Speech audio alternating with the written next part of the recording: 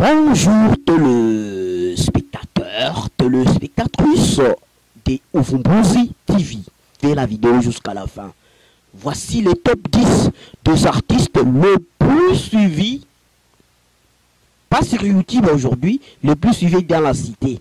Et le plus qui est connu à la cité, il s'agit bel et bien, je vous laisse suivre les interventions de quelques fans de la musique de la province du Tanganyika. N'oubliez pas de s'abonner, de partager et de suivre la vidéo jusqu'à la fin pour plus la découverte.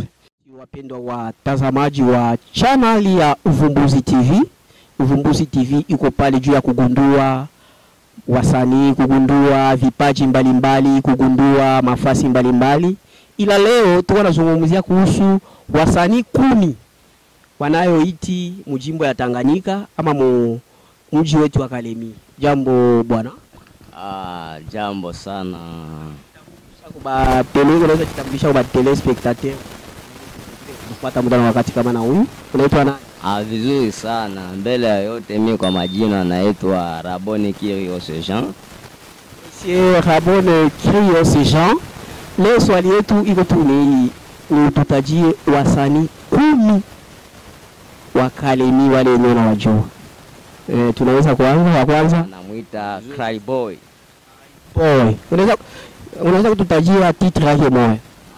Alafu nyimbo ambao linivutia na yeye mwenyewe kuonesha kwamba anajua anafanya muziki ni yule ambaye aliimba ule wimbo wa Pamela.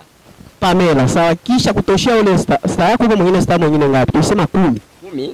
10? Wa pili ni msanii gani?